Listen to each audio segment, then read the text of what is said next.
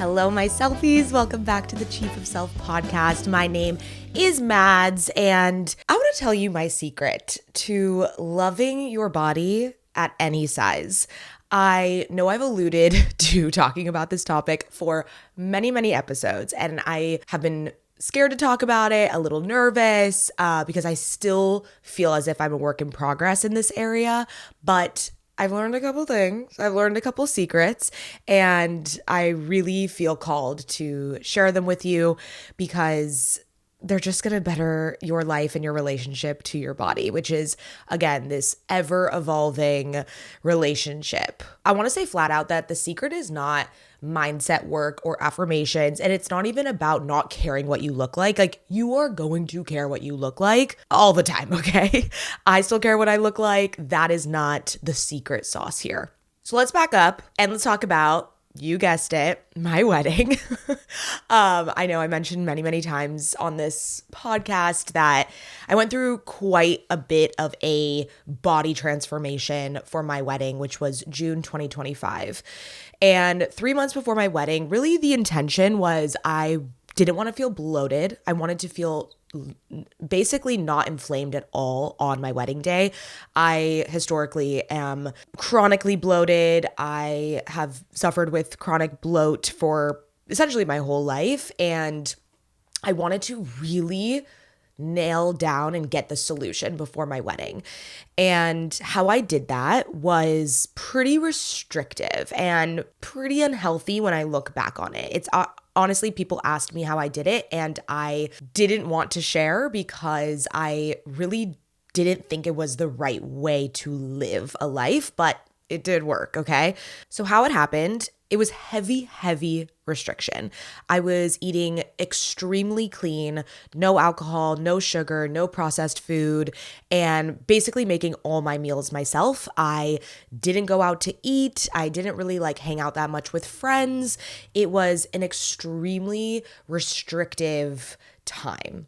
I will say, and this is where it kind of fucked with my head a lot, was I've never gotten more compliments. People were commenting on my photos being like, body tea, drop the body routine. Oh my God, you look so good. People were outwardly giving me this external validation, which felt so good. I mean, it feels so good to have other people notice you looking your best or looking a certain way that society tells us is deemed desirable. All these comments were reinforcing to me that thinness and being skinny meant success, meant beauty, meant worthiness. But something even grander that I was not expecting through this transformation is how mentally clear I felt. I felt like I was high all day, but in a good way. I felt like I was tripping on Molly, if you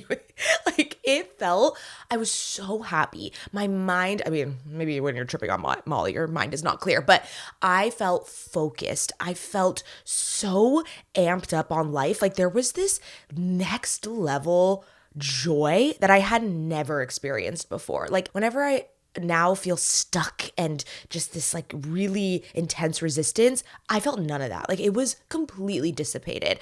I was this walking emblem of beaming radiant joy. And so I started to believe that this feeling could only exist in a smaller body.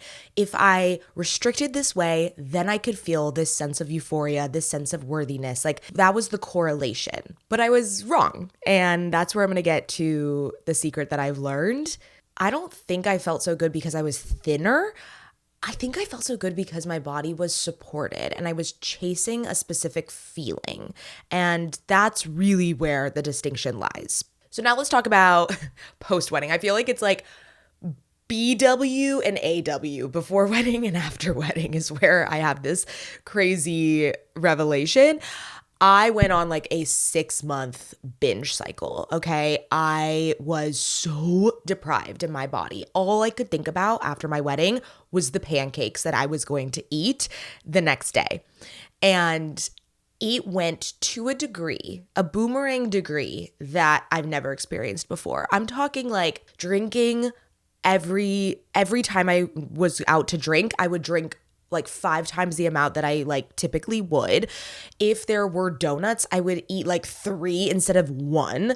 It was just this, my body was in such a state of deprivation that I went so far on the other end because there wasn't this like goal anymore. There wasn't this event that I was, needing to look a certain way or feel a certain way for. So then I just went straight back into all the old habits that I had before and then some. Like I went to another degree. And honestly, it felt a little bit like rebellion. Like I felt, okay, now this is the real me. I eat a lot. I overeat. This is my comfort zone. I'm comfortable in my bloatedness, right? It's a pattern that I've had for all my life. So I need to get back to that. Even though, consciously you don't want to get back to that, subconsciously that was my comfort zone.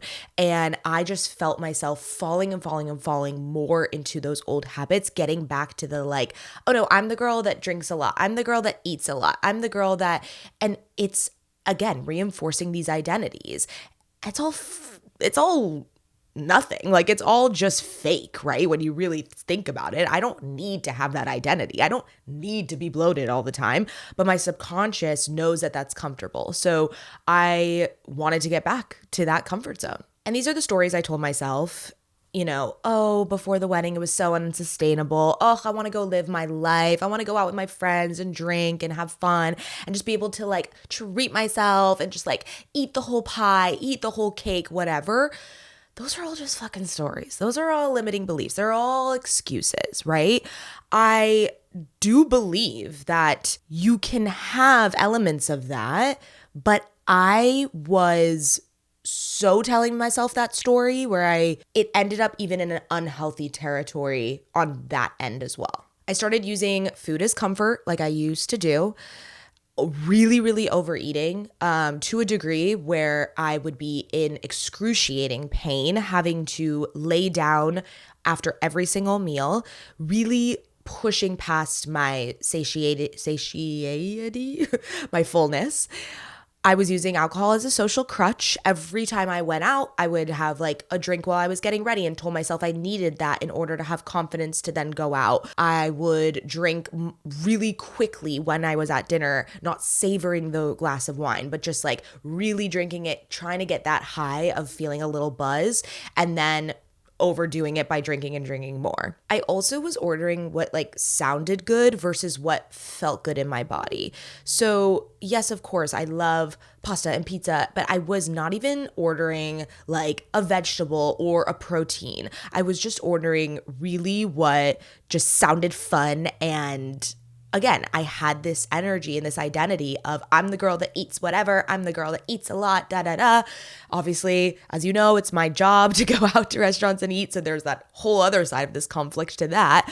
But I was like, I don't need to be ordering this way. Like I can order what I crave in my body and what I honestly want. So for the past couple years, or actually few years, I've done like a blend of Whole30 and Dry January in January.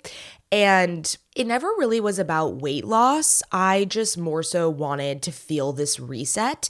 And the first time I did it, I really didn't like feel any difference in how my body looked.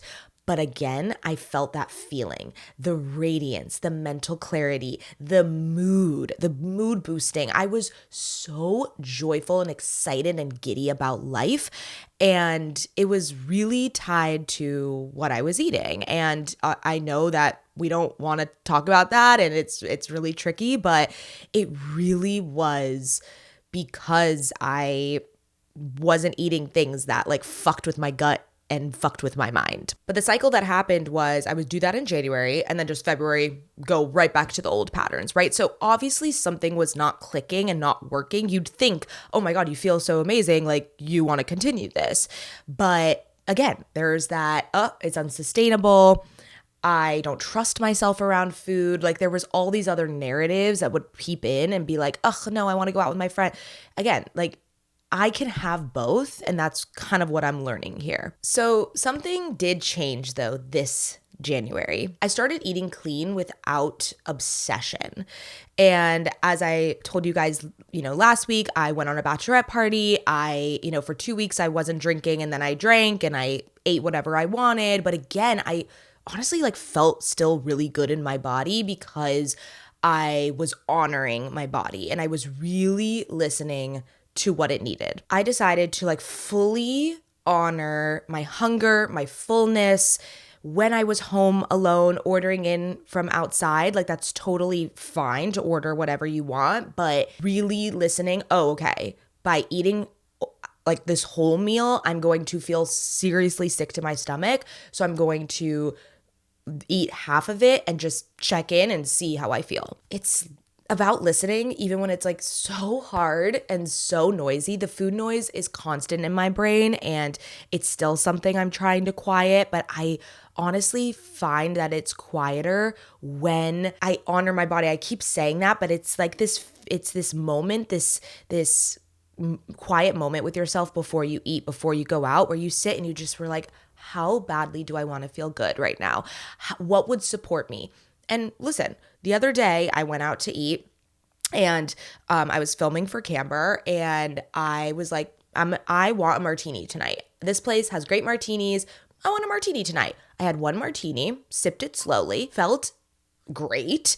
And then we ordered what we wanted, pasta, protein, salad, whatever, everything. I took little bites of every single thing. We ordered dessert, again, little bites of it, instead of going overboard, instead of really pushing past my limits. And so it's not that was a restrictive meal, it was honoring my body. And so I want to approach every single meal or every single meal or time I eat around that.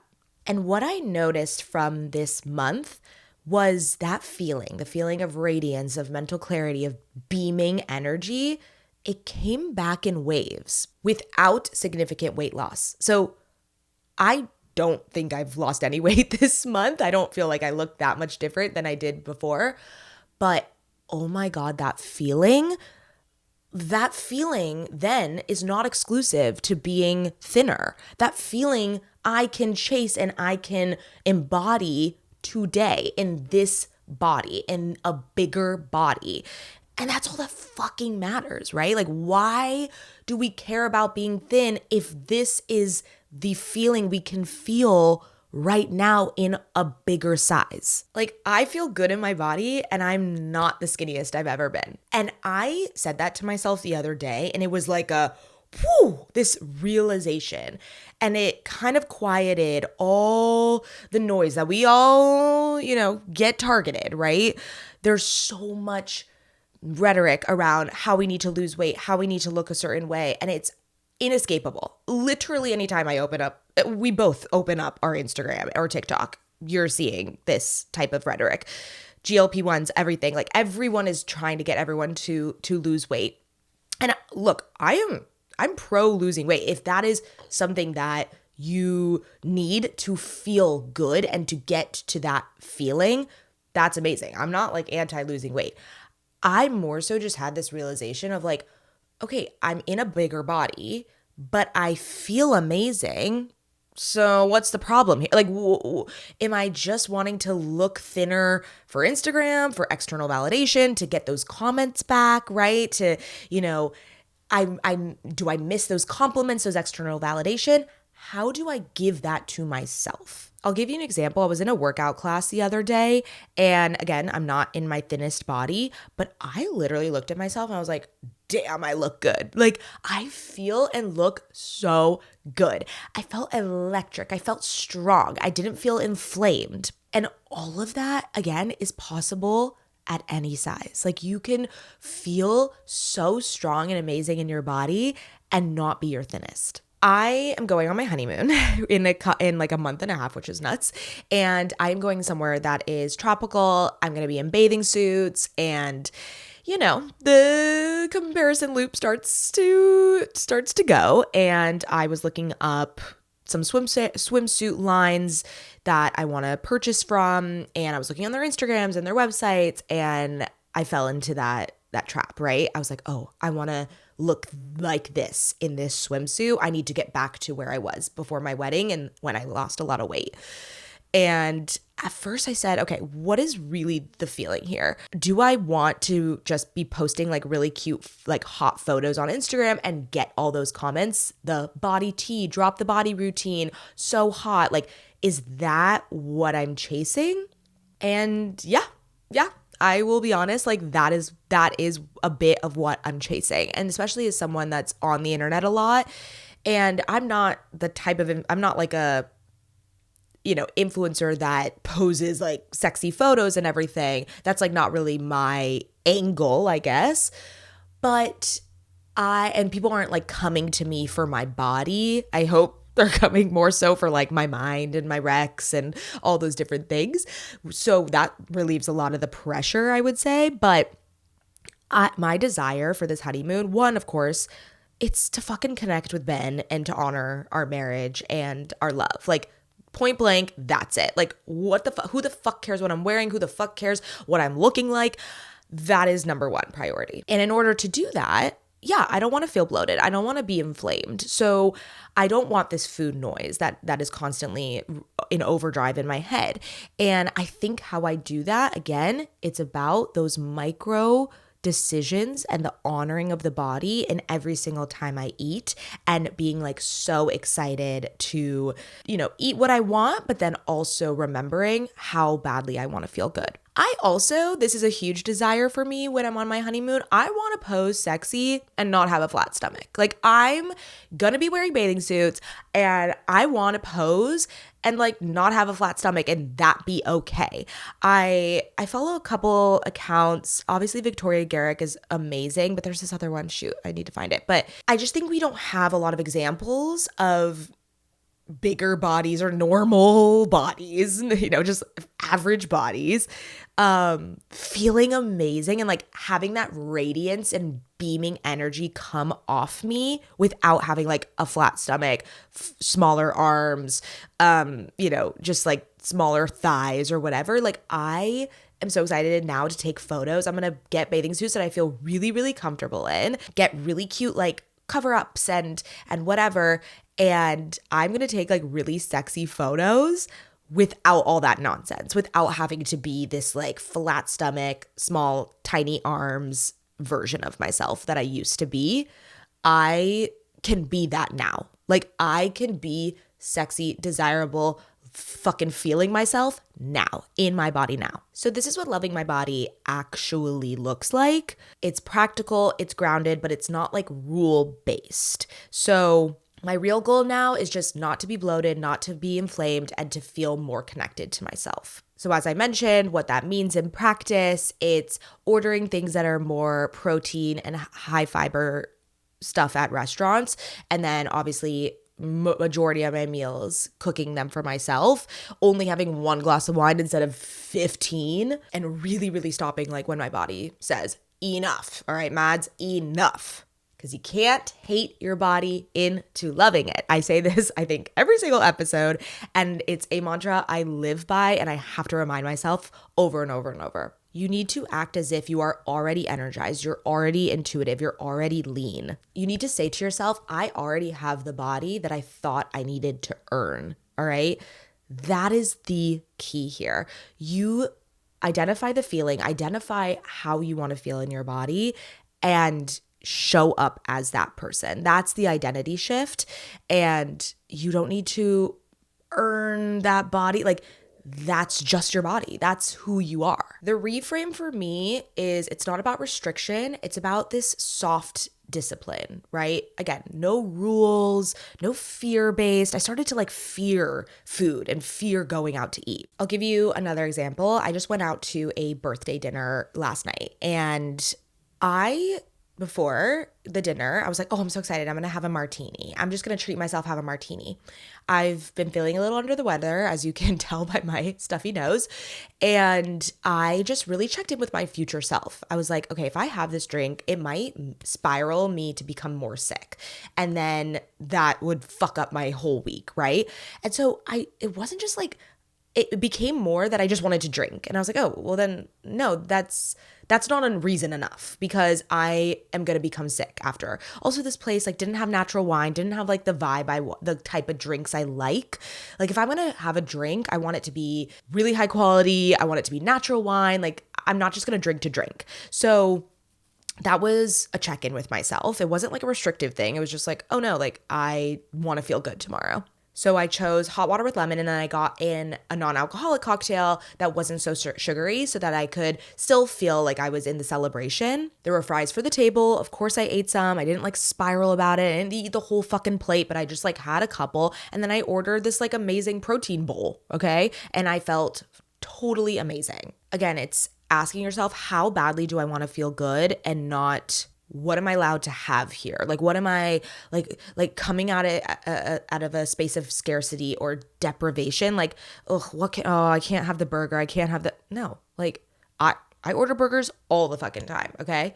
And yeah, sometimes I'll do it lettuce wrapped but I love beef. I love protein. So a burger is a great option. So to summarize, the secret here is not weight loss, and it's not caring how you feel.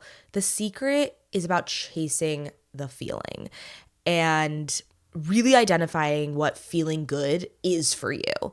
It's also about quieting any of the external validation and really giving it to yourself, giving yourself that internal validation. And I don't care if it feels silly in the beginning, and it will, because it's just like kind of weird to give yourself, be like, body tea, drop the body routine. Like you need to give that to yourself. It's so weird. But I will look in the mirror and just be like, fuck yeah. Fuck yes. Like you have curves, you have like little pooch, like, you know, there's things to grab on, and that's amazing. And you feel great, right? Like it is a feeling. So again, the big takeaway here is the feelings that I thought were reserved for a smaller body actually flooded in and came to me when I stopped controlling my body. All right. That is the secret. And if you learn that, if you really take the time to listen to your body, to honor it, to identify those feelings and chasing those, like everything falls into place. I promise you. All right, my selfies. I love you. This one felt very near and dear to my heart. I really hope that my thoughts came across in a more succinct way, and I really want to hear your thoughts on this episode. So if you want to leave a review, I read all of them and I respond to them, and I'm so grateful that you're here. And have the best week in your dream fucking body that you have right now. Okay? Bye.